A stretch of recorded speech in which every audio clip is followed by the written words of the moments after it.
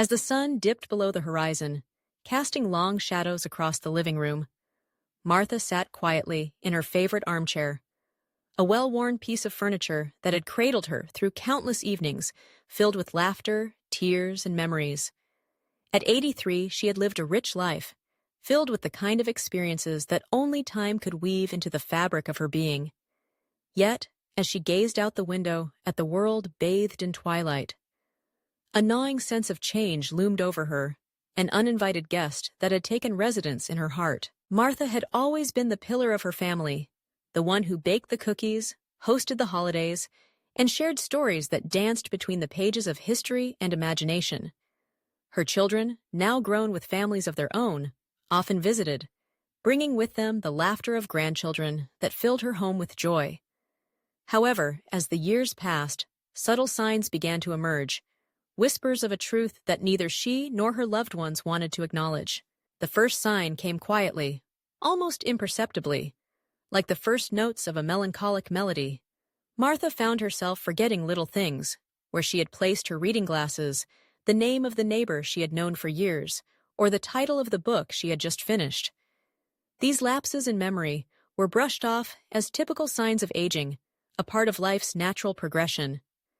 Yet, deep inside, she sensed that this was more than mere forgetfulness. It was as if her mind was slowly retreating into shadows, taking with it fragments of her vibrant past. Her family noticed, too, exchanging worried glances when she would repeat stories or struggle to recall names.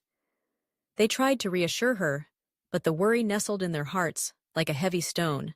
The second sign was more tangible, manifesting in her physical being. Martha had always been active, tending to her garden, going for daily walks, and participating in community events. But now, she found herself tiring easily, her once strong legs feeling like lead after a short stroll. The vibrant blooms in her garden, which once flourished under her care, began to wilt, mirroring her own vitality. She would sit on her porch, watching the world pass by, feeling a sense of isolation creeping in. Her family suggested she take it easy, but Martha resisted, clinging to her independence with a fierce determination.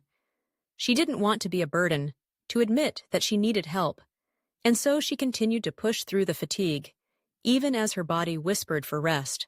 As the months slipped by, the third sign emerged, creeping into her daily life like a thief in the night. Martha began to feel a profound sense of sadness, an emotional weight that settled heavily on her chest. It was as if the joy that once colored her world had faded, leaving behind shades of gray. She found herself withdrawing from activities she once loved, skipping book club meetings and declining invitations to family gatherings. The laughter that had once echoed in her home grew quieter, replaced by an eerie silence that made her feel even more isolated. Her family tried to draw her out, to coax her back into the light, but the effort felt monumental. She would smile and nod, but deep inside, a part of her felt as though it had already begun to say goodbye. The fourth sign was perhaps the most alarming, a physical manifestation of the emotional turmoil she was experiencing. Martha suffered a fall one afternoon while tending to her garden. It was a minor incident, a slip on the damp grass, but it left her with a fractured wrist and a newfound fear of her own body. The injury required a visit to the hospital, where she was surrounded by doctors and nurses who spoke in hushed tones, their expressions serious. As she lay in the hospital bed, the sterile smell of antiseptic filling her nostrils, she couldn't shake the feeling that this was more than just a simple accident. It was a reminder of her fragility, a stark warning that her body was no longer the resilient vessel it had once been. Her family rallied around her, providing support and care. But the incident left a lingering shadow, a reminder of the inevitability of time's passage. The final sign was the hardest to confront, a realization that struck at the very core of her being.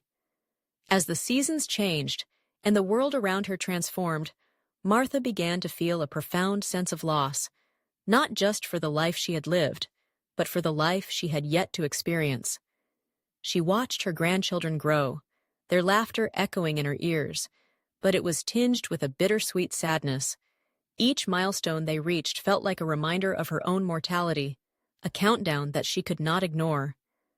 The joy of watching them thrive was overshadowed by the knowledge that her time with them was limited. The thought of leaving them behind, of missing out on their future adventures, filled her with a sense of dread that she couldn't shake. In the quiet moments, when the world outside faded into stillness, Martha found herself reflecting on her life, on the choices she had made and the love she had shared. Memories flooded her mind, her wedding day, the birth of her children, the laughter shared with friends. Yet, intertwined with these memories was an undeniable truth. Time was slipping away, and she was not in control of its passage. The signs were there, subtle yet profound, urging her to confront the reality of her situation.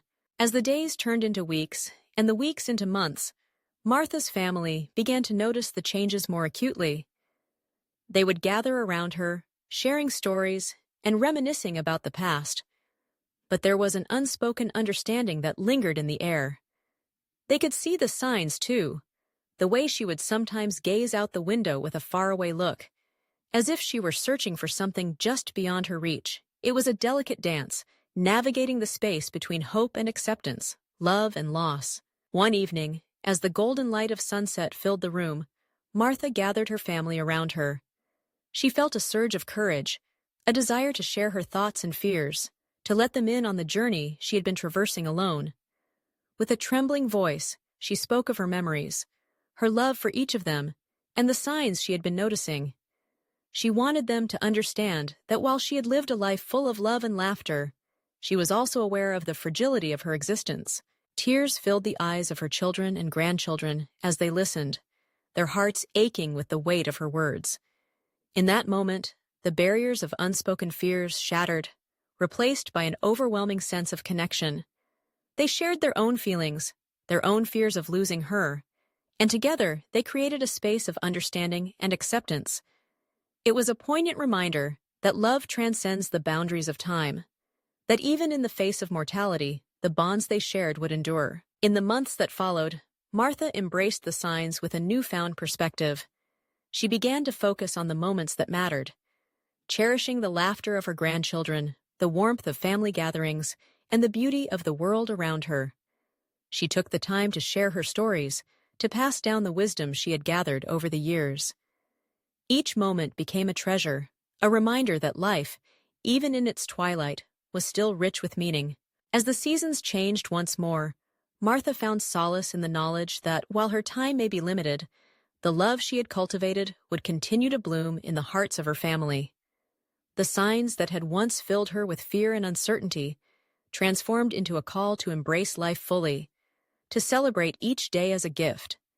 She learned to let go of the weight of unspoken fears, to find joy in the present moment, and to trust that even in the face of the unknown, love would guide her home. In the end, the signs that had once felt like warnings became markers of a life well lived, a testament to resilience and love. Martha's journey, though marked by the inevitability of time, was also a celebration of the connections that bound her to her family, a reminder that even in the face of loss, the heart can find a way to endure.